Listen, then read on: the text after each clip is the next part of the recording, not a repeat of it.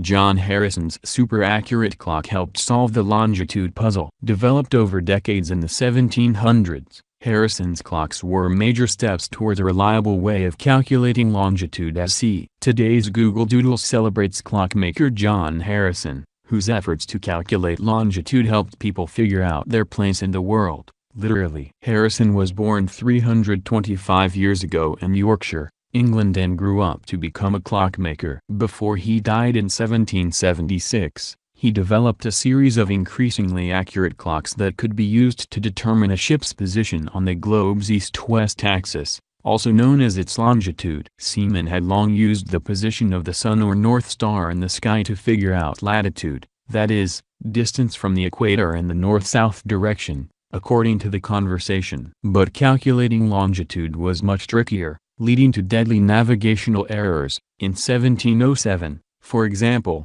a 5-ship pileup off the Cornish coast killed 1,400 people. So in 1714, the British Board of Longitude announced a competition. £20,000, or £1.5 million in today's currency, the conversation reports, would be awarded to whomever developed the most accurate way to calculate longitude at sea. One way to do that, at least in theory, was to use time. Since the Earth rotates 360 degrees in 24 hours, that means it rotates 15 degrees each hour. So if you know the time where you are in the time at 0 degrees longitude, which is arbitrarily set in Greenwich, England, you should be able to calculate your longitude, the Australian National Maritime Museum explains. So Harrison entered the competition with a handcrafted clock that could accurately keep time even at sea. And over the next 40 years, he perfected the technology. But he didn't win the £20,000, at least not at first. In 1765, his son,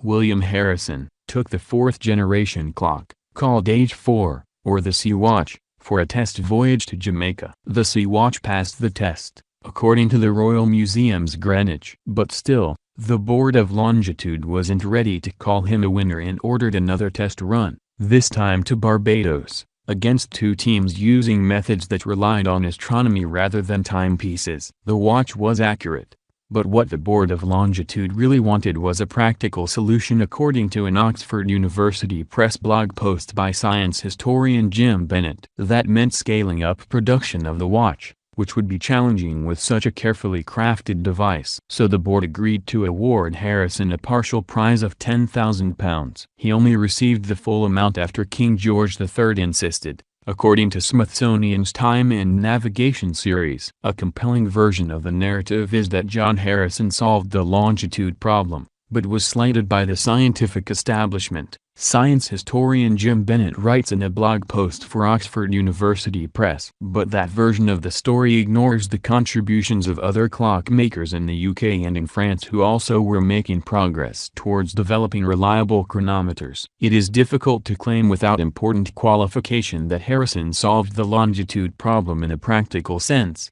he says. But Harrison's work showed that it was truly possible.